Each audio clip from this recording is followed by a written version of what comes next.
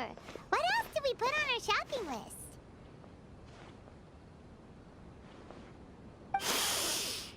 Oh, what a mouth-watering smell. Paimon would know the aroma of biryani anywhere. Let's go get some. We can still add it to the list. Well, if it isn't the Traveler and Paimon. Wasn't expecting to see you here. Hello there. Oh, it's been quite a while. Huh. So you two are still hanging out together.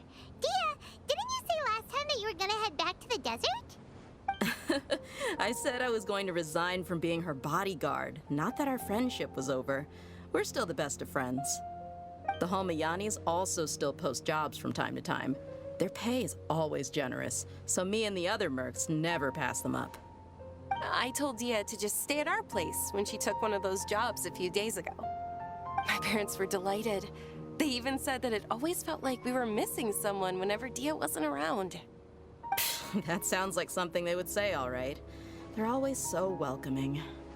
Anyway, the job is already taken care of, so I was gonna head back to the brigade as soon as I finished a little shopping. But the master kept insisting, and I ended up staying for another day. You can stay for as many days as you want, Dehya. Father hasn't even gotten around to treating you to his best dishes yet. You know I'm not the kind of person to stay put in one place like that, my lady. Don't worry, though. There'll always be next time.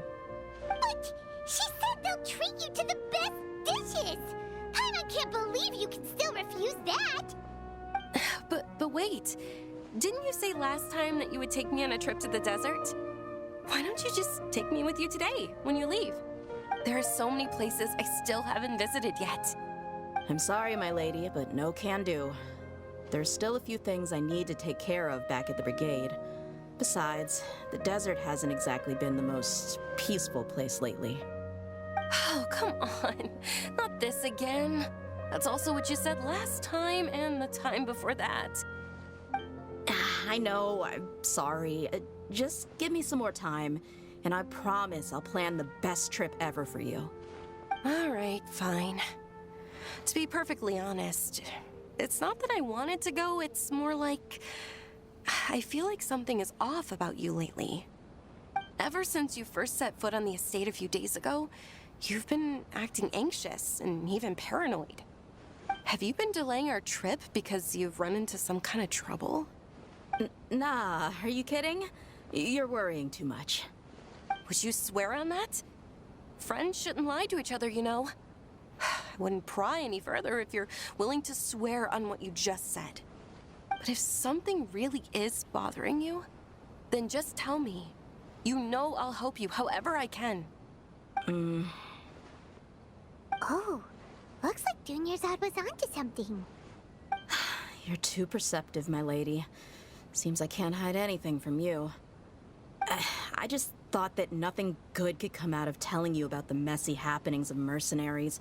Knowing too much only leads to more trouble. Mercenary life is a dog-eat-dog world where Mora reigns supreme. Everything operates on a completely different set of rules. That doesn't change anything about what I just said, though. We're still friends, and I can only support you if I understand what's bothering you. My lady, you're not gonna stop until you drag it out of me, are ya? All right, I'll share what I know. Let's go somewhere else first. This isn't exactly the best place for a discussion. Okay, let's talk here. Just try not to draw any extra attention.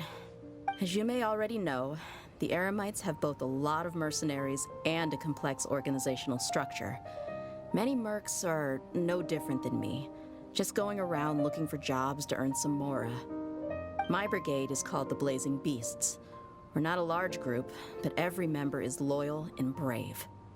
However, not all Eremite brigades are like mine. Some are willing to cross all kinds of lines for the sake of mora. The most notorious is a faction known as Deshret's Relics. Deshret's Relics? Judging from the name, they must really look up to... Yep, you got it. I've heard that you've already crossed paths with Ain al-Akmar. They're one of the groups under the Relic's banner. Oh, Oh, you mean the group that tried to sell us the Divine Knowledge Capsule? Yeah, they weren't friendly at all. Deshret's Relics is composed of many smaller brigades like Ain al-Ahmar. The Relic's headquarters issues orders to all brigades under his control. On any other day, I would want nothing to do with them. Unfortunately, though, the brigade that's stirring up trouble now is none other than Dehya al-Ahmar. Dakan? I think it means beard or something. Believe me, it's a really stupid name. I found it insufferable for years. Anyway, the real issue is that Dehya al-Ahmar is led by my father, Kusela. Say what now? I think I'm starting to understand your anxiety now. But what did they do? I won't go into details, my lady, but they've been involved in a lot of violent incidents. We're talking hundreds. Hundreds? Yep. The scenes tend to be quite gruesome, too. They strip the victims of all their valuables before murdering them. Not only have they targeted merchant caravans and ordinary citizens, but other mercenary brigades as well. That's beyond terrible. They won't even spare their own kind. I don't know how Deshret's Relic sees it. All I do know is that Dehya al-Ahmar has become more and more aggressive over the last few years. If I don't do something about them, then even my brigade or the people of Aru village could become their next target. I just wish I knew what's driven him to do this. Yeah. How can your father do such terrible things? I don't know. People change. He's always been pretty pathetic. But at least in the past, there were still a few lines that he wouldn't cross. That's setting the bar pretty low. I mean, if he was even remotely decent, then why would I have to leave the brigade and cut all ties with him? He was loud and foolish, with no real sense of purpose. Instead of doing anything useful, he spent most of his time drinking and chasing after women. Of course, the other brigade members were just like him. Their ruckus would go on night after night. Sounds like a nightmare. What about your mother? Did she ever step in to stop them? Unfortunately, I never knew my mother. I'm sorry, Dehya. I didn't know. It's all right, my lady. That's pretty common in mercenary circles. Didn't I mention that my father was chasing after women?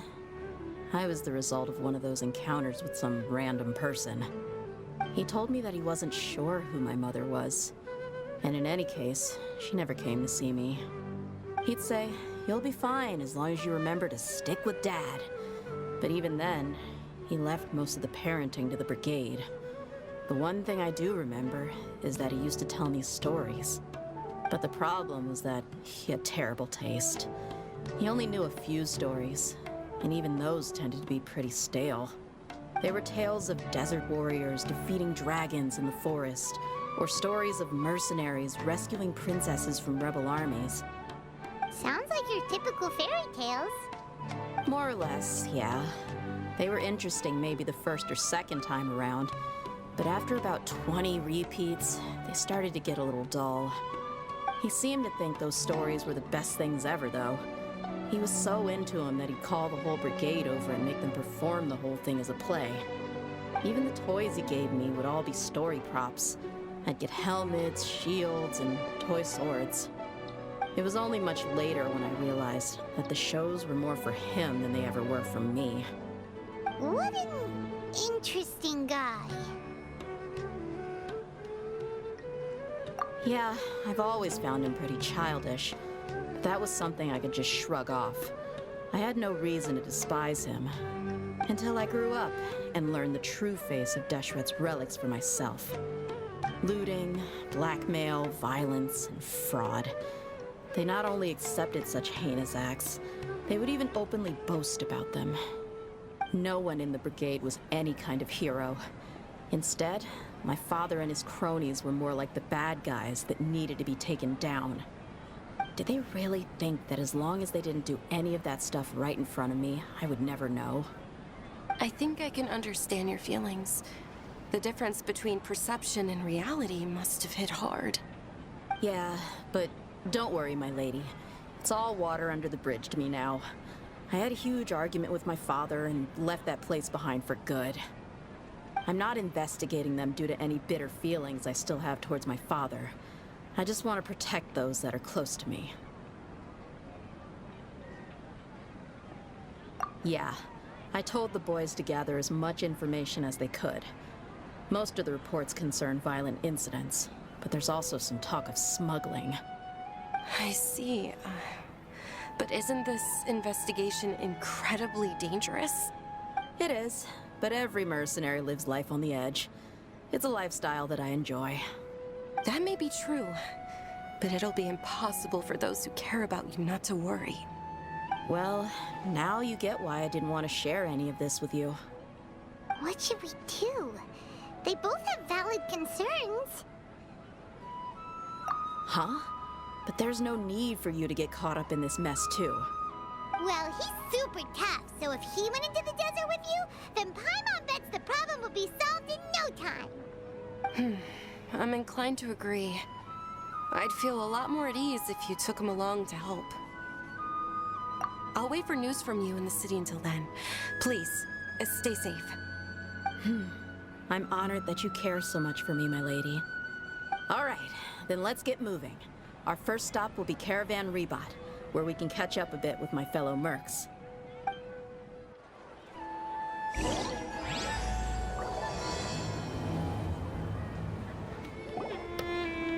Hey, Dehya, you're back. Are these two friends of yours?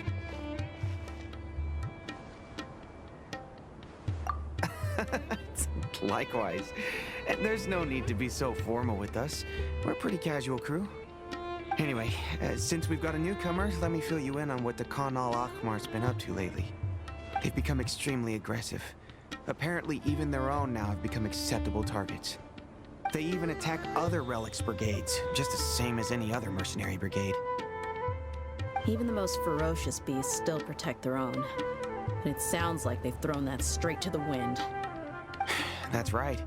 Once they've collected enough loot off the other mercenaries, they sell it off to a different brigade, or turn to merchants on the black market. A portion of their profits is immediately exchanged for more food and weaponry to be used in their next violent operation. That's terrible! Yeah, and it really makes you wonder why they're so desperate for Mora. A few days ago, Isham and I trailed them for a while, and even disguised ourselves as merchants to conduct trade with them.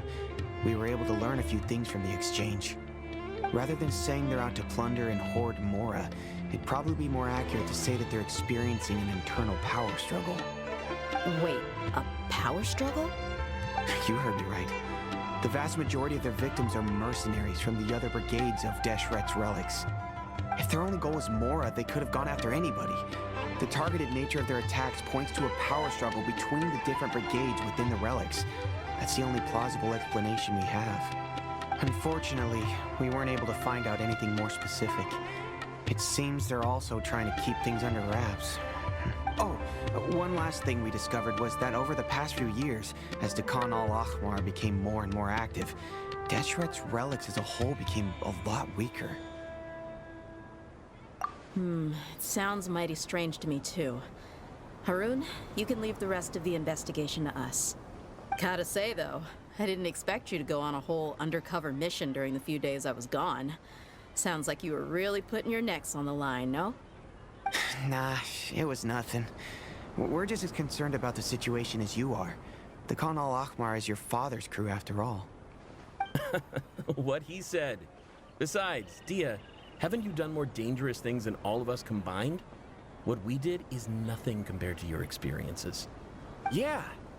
And while they went to talk with Khan al-Ahmar, I took a look at the last camp they attacked. Any survivors of the attack were already long gone. There was nothing of value left in the camp. Ah, Hisham and Khalaf. You're here too. We rushed over as soon as we saw you come into Caravan Rebot. Although this new friend of yours looks a little green behind the ears, I'm sensing a special vibe from him. Now that we know you'll have a capable partner with you, we can also rest easy. Hey, what about Paimon? Feel anything special? Oh, you're also planning to tag along with them? Of course! Paimon is the traveler's most important guide. Wherever he goes, Paimon will follow. Oh, In that case, then you'd better take care of her too, Dehya. Don't underestimate Paimon! Don't worry about her. She may look tiny and helpless, but she's been through just as many battles as the Traveler here. Even if she had only survived on sheer luck, then that alone would still make her quite formidable. I had no idea. I guess I shouldn't judge by appearances. Oh, one other thing, Dehya. When you're free, why don't you update the deputy about your upcoming schedule? We held another recruitment event a few days ago, but everyone only came to see the Flame Mane. You weren't around at the time, so people were pretty disappointed to only find our crew of rough, unkempt guys. The deputy put a lot of effort into the event, but it was basically for nothing. Only a few people chose to stay, and that really got to him. Sorry to hear that. I'll be sure to bring him some great liquor next time. I left in a hurry and I couldn't make it back in time for the event. Gotta admit, I can understand their disappointment, though. You're our brigade's main selling point, after all. Now, if only the deputy could figure out a way to bring a few more smoking hot members into our ranks. Keep dreaming. Remember the last time I invited a couple gals into the brigade? You all just froze up with your mouths gaping like a bunch of scarecrows. The awkward silence and weird expressions left quite the impression on them. They were originally interested in joining us, but after that, they both told me they were too uncomfortable to stick around. Hey, didn't we agree to never bring that up again? Huh? Wait, are you serious? Why have I never heard about this? I don't think you were part of the brigade yet. Are you kidding me? I missed a once-in-a-lifetime moment like that and you weren't even gonna tell me? All right. We can tell you about it later. Now's not the time. Hey, don't you try to change the subject. You and Hisham get your butts over here and tell me everything right now. Are they always like this? More or less. There aren't many rules or graces when it comes to mercenaries. We're used to just speaking our minds. If someone starts getting under your skin, you just yell right back at them. And if that doesn't put an end to it, then you just challenge them to a fight. But we also don't tend to take many things too seriously. Being direct and getting it all out of your system as soon as things come up is better than keeping everything bottled up, never talking about it. That's also why I never spare their feelings when I talk to them. If I want to laugh, I'll laugh. If I'm angry, then I'll unload on them. It's hard to stop once you get used to it. Though, I can never do that when I'm with the Homayanis. Hey, knuckleheads! Can you at least tell me the rest of the intel before you go back to your bickering? Yeah, you hear her, Holof? Told you we gotta focus on the investigation first. I drew up a map. Right here is the spot. There you'll find the merchant caravan responsible for getting rid of Dehya al-Akhmar's looted goods. All you gotta do is wait and ambush them in the evening. They'll have no idea what hit them. Perfect. Thanks for that. Be sure to pass my regards to everyone else in the brigade as well. Will do. You stay safe, Dehya. This should be the place. Let's find a spot to hide and bide our time.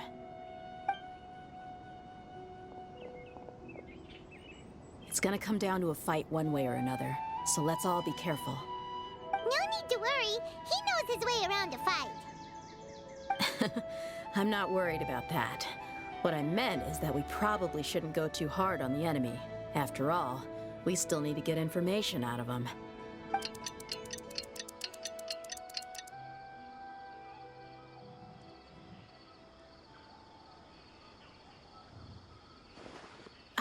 Here they come. You ready? Let's not give them a chance to react and end this quickly.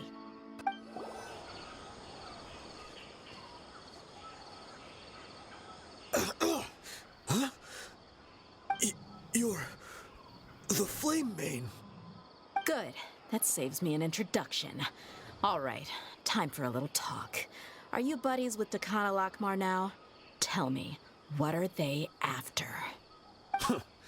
You know the code of being a mercenary just like everyone else. The first rule is to never divulge key information about our employer. What makes you think I'd talk? That might have worked on an amateur, but I know you're just looking to protect your reputation. Think about it, though. What's your reputation worth if you won't have the other tools you need to succeed in this line of work? Tools like, I don't know, your limbs or eyes? You've got 5 seconds. You might want to think twice about how much your employer's information is worth to you. Whoa! I'm not joking around. We can do this the easy way or the painful way. 2 seconds! I'll save you the trouble.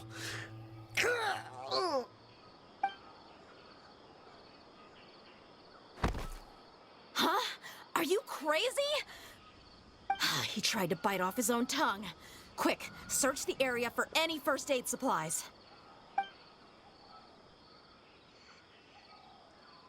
I definitely didn't expect him to go that far. Thankfully, the wound wasn't too deep, and he just passed out from the pain. But why would he be so extreme? I just wanted to test his mettle. You can get a lot of mercenaries to talk just by threatening them. I didn't expect him to be willing to go through so much pain just to deny us some intel. Well, he's out cold for now. We could wait for him to wake up, but maybe it's not a good idea to interrogate him any further. What should we do? Yeah, don't worry about it. It'll be a waste of time to interrogate him again after that. He might just hurt himself again if we start asking. There are lots of goods around here. Let's search the area. Maybe we'll be able to find something. I'm really sorry.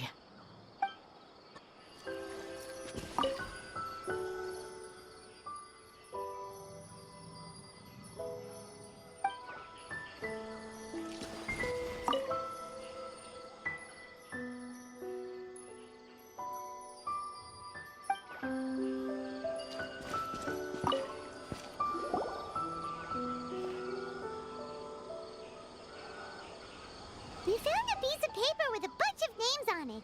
Maybe it's a record of something. Let me take a look. If this really is a merchant caravan, they should have a record of their transactions. Yep. I see an entry for Dakana Lakmar right here. Kusela, Idrisi, Bashar, and Takriti. All familiar names. Dakana Lakmar has been trading for a hefty supply of food, weapons, and medicine. It seems that in the past, they used to receive some canned knowledge as well. This caravan is just one link in their logistics chain. Once in the rainforest, the caravan will exchange the looted goods for Mora, and the funds will then be passed to a specific person. That person will then pack the caravan full of necessary goods, which will then be brought right back to Dakana Lakmar. Wait, why is there no Mora value recorded for the final transaction? No value? Yeah. Every transaction before the last one was marked with an exact amount of Mora, but the final one, where they paid for everything to be brought back to the desert, was simply marked as delivered. Perhaps.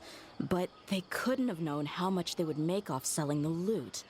Do they not care about profit margins at all? Anyway, the next part's the records of the goods themselves. There are a lot of entries. Everything was probably sourced from the rainforest. Huh? What's wrong? Shazamon Homayani? Homayani? You mean Dunyarzad's family? Could it just be another family with the same last name? I'd be surprised to find someone with the exact same first and last name. Shazamon Homayani is Dunyarzad's father, and the head of the Homayani family.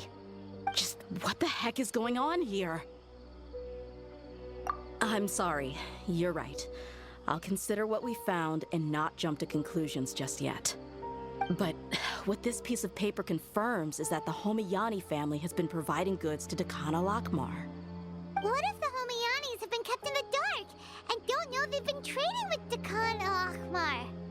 That's a possibility, but if that was the case, why is this caravan specifically named Shazamon as their person of contact? They could have just as easily bought goods such as food and medicine directly from Caravan Ribat or Port Ormos. Yeah, funding violence and looting. The brigade gets the goods, and he is paid the proceeds from the sale of the loot. But why would he do something like this? It's not like the Homianis are in need of money. I honestly have no idea. I've been to their estate many times, and I've never noticed anything suspicious. The only potentially large expenditure I could think of would be the treatment costs for Dunyarzad's Elazar. Maybe they borrowed a lot of Mora in the past? But that's still just a speculation. I don't think the Master would stoop so low to make Mora. You're probably right. I know my lady's personality, and she wouldn't deliberately keep something like this from us.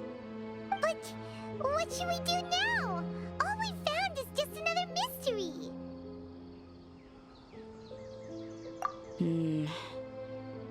If you ask me, we already have no choice but to confront her about this. I'm not worried. It's too early to make a verdict yet. I still have faith in the Homianis. Let's go find my lady again. We'll tell her everything and see if she's willing to lend us her support. If we're lucky, we can not only figure out the mystery of this paper, but also follow the trail of breadcrumbs to the people responsible at Dehya al-Akmar. Dehya, are you sure this is the best decision? What if instead of getting the help we need, we just end up revealing everything we've discovered to the enemy? I've considered that possibility, but even still, I want to tell her what we found. I think I owe her that much. True friendship is built on trust. She showed genuine concern for me when we first brought up the topic. I can't repay her kindness with doubt and suspicion. That's not how I deal with people. You're right. Paimon wants to trust Dunyarzad too. Yeah. Let's pay another visit to Sumeru City. We're back, my lady. Oh, you're back a lot sooner than I expected. You mustn't have run into any trouble then. Well, how did it go? What did you come up with? Actually, we're still investigating. It's just that we've discovered something strange. I see. The clues you found have led you back here, in the city? Something like that. Yeah. You all look a little dispirited. Whatever you found must not have been very encouraging after all. Why don't you discuss it with me? Maybe I'll be able to say something to cheer you up? It's okay, my lady. It's not so much about me being upset with my father or anything like that. How should I put this? So something is wrong. Even the Traveler and Paimon have been uncharacteristically quiet. On any other day, Paimon would have already waved to me with a smile and shouted, "Dunyarzad, we're back!" So tell me, what happened? Well? My lady, please prepare yourself for what we're going to tell you next. It concerns the Master. The Master? You mean my father? Okay, I understand. But don't worry about me. I'll listen as attentively as I can. My father has been supplying goods to Dehya al-Akmar? Yeah, it makes as little sense to us as it does to you. I've never doubted the Master's integrity, so I'm having a real hard time rationalizing how he could ever support an infamous brigade like them. Maybe he's not actually aware of the full story and just stumbled into the deal by accident. I can't help but agree with the Traveler. Huh? You mean you feel the same way, Dunyarzad? Thank you for sharing all this information with me. Since you've told me everything you know, I should also tell you about some doubts that I've been harboring for quite a while. In the past, I thought that my father hired a bodyguard for me so that I wouldn't run away and get lost. However, there are plenty of capable mercenaries in the Corps of 30. Why did my father go out of his way to hire Dehya? About that. Well, the Homianis really needed bodyguards, so they reached out to the Blazing Beasts.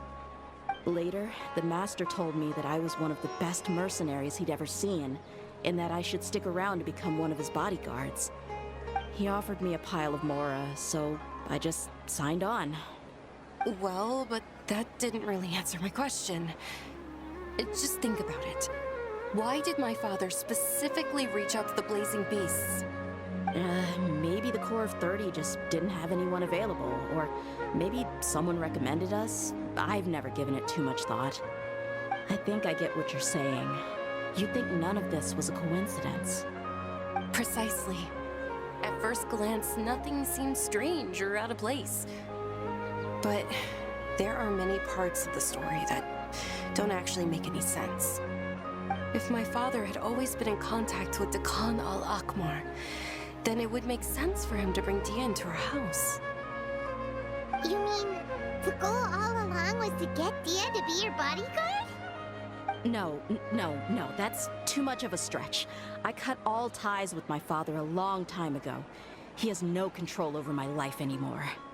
But that still doesn't rule out the possibility that your father has still been trying to influence your life without you knowing.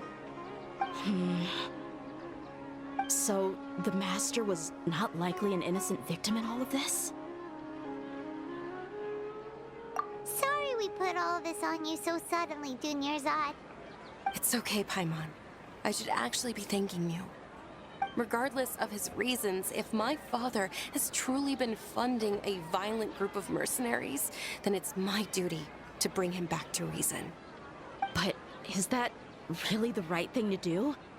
My father has committed many atrocities and deserves all the punishment that he has coming to him. I have zero sympathy for him. You may call me an ungrateful child, but my feelings will remain the same. However, the Homayani family has treated me with nothing but generosity and kindness. If we decide to investigate this further, we could end up implicating the entire Homayani family. I would be biting the hand that's fed me over all these years. Dehya. It's all right, Dehya. If anyone were to ask, you could always just say that I'm the one who instructed you to get to the bottom of this. You don't have to do that, my lady. I'm not conflicted because I'm afraid of taking responsibility. Besides, you're the one we should all be worried about right now. Hey, it's still too early to give up hope. What was the thing about friendship again? Right, yeah, trust. You said that yourself, Dehya.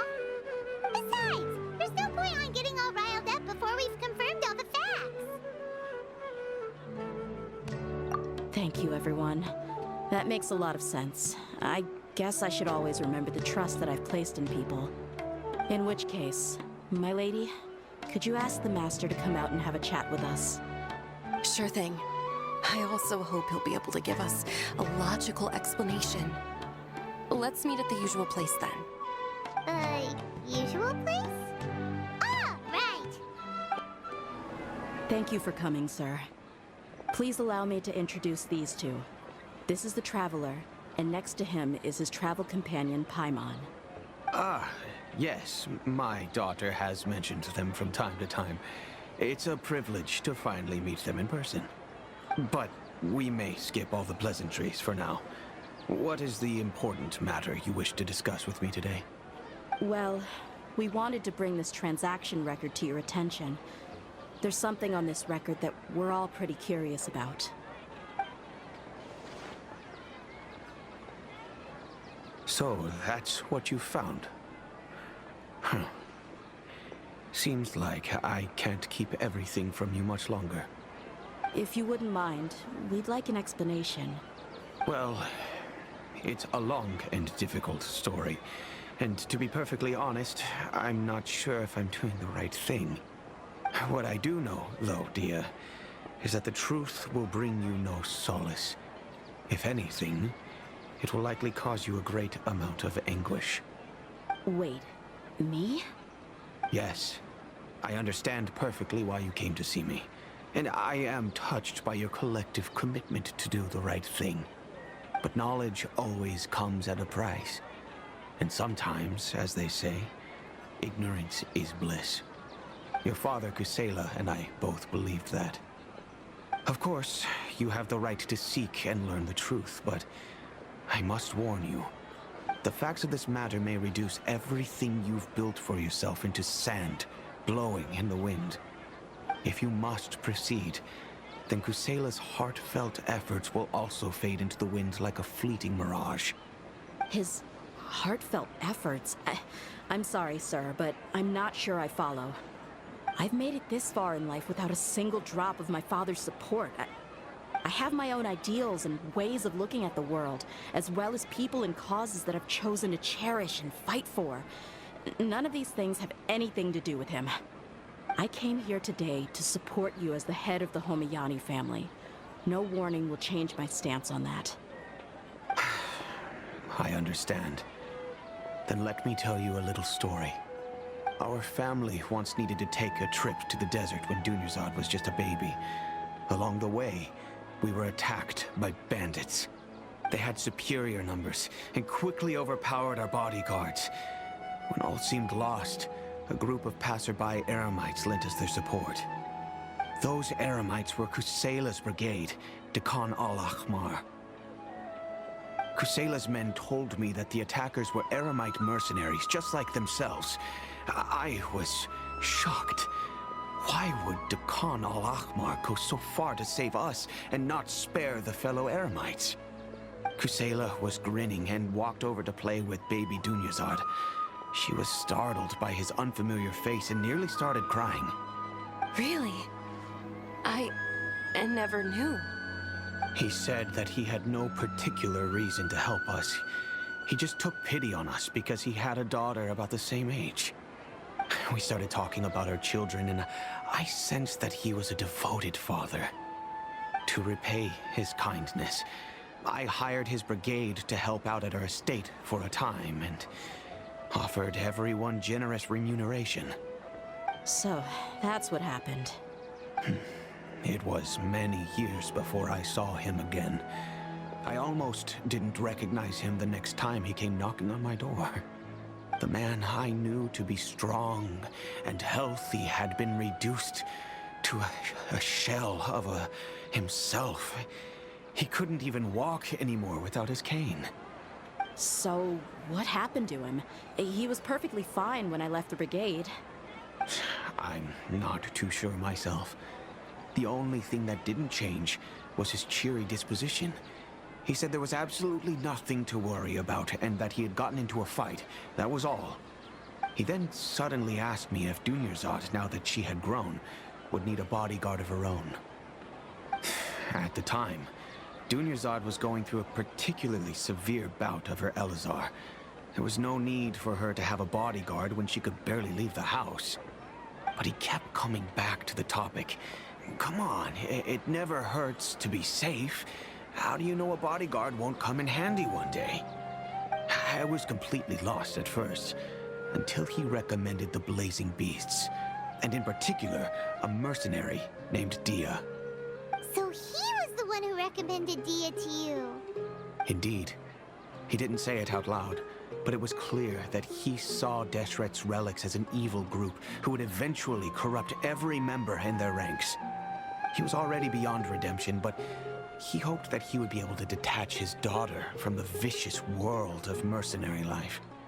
If Dehya could stay in my house and keep working as a bodyguard, then gradually her affinity for the desert would decrease, and she'd be able to leave her previous life behind. And that's why you offered her such generous compensation? Yes, but not just because of that. From the moment that he asked me for that favor, I also began to see Dehya as my own daughter. And that's also why I tried to persuade you to stay when you asked for permission to leave. I was willing to spend however much it took. Kusela saved my daughter and I all those years ago in the desert. I could never refuse him entrusting his daughter to me. He was always like that, acting like he's oh so smart and self-righteous. Kusela said that he'd reimburse me for a portion of Dehya's fees. I refused to take any more from him, but he'd always send me funds anyway. Eventually, I just accepted them as a token of his gratitude. And that went on for a while until I received another letter from him a few years ago. The letter contained a request to help him buy food, weapons, medicine, and even explosive materials. Wait! Isn't that around the time that that Dekano Akhmar started becoming more aggressive? That's right. When I started to hear some nasty rumors, I became wary. I wanted to meet him face to face to discuss things. But by then, he was no longer receptive to my requests to talk. If I had to guess, it's probably because he doesn't want to put Dehya at risk. That thought occurred to me as well. I figured that he probably came to me for help because he had nobody else to turn to. After some deliberation, I decided to send him some food and medicine. I turned down all his requests for explosives and weaponry. I am aware that even such a reduced gesture of support could lead to others coming to harm, but I could not simply reject his plea for help. In the end, it probably was the wrong decision. I plugged my ears to the rumors and just chose a solution that made me feel least guilty about myself. If you can, please tell me where he is now. None of the things he's doing right now make any sense if he's just trying to keep me from getting tangled up in his world. If all he wants to do is steer clear of me, then maybe he shouldn't have brought me into this world in the first place. Oh no. Dehya, please don't feel that way. I'm just angry because I can't wrap my head around any of his actions. Another way? I don't know. I knew him, and he was nothing more than a childish brute. I can't understand what's going through his head. But I guess you do have a point. We haven't uncovered the whole truth yet. We still need to figure out his exact actions and reasoning for these last few years. I'll do my best to help. Of course, anything between the two of you would need to be resolved between you and him alone. I don't know Kusela's exact whereabouts. Outside of supplying his brigade with some goods, I tried my best to avoid getting involved any further with him. However, there's a man on the list named Jawed. He used to be a mercenary in the desert and is now a member of the Corps of 30. He's responsible for supplying weapons and liaising with the Dekhan al-Akhmar's merchant caravan. I think he should know Kusela's whereabouts. I've heard that he likes to have a few drinks alone and enjoy the cool wind at night outside the tavern. Maybe you'll be able to find him there. Understood. Thank you, sir. Then I guess this is bye for now, unless... I'll stay and be with my father here. To be honest, I'm still a little dazed and haven't finished processing everything quite yet. My father has indeed done something wrong, but if I think about it, I'm also not sure if there was a right way to handle this problem.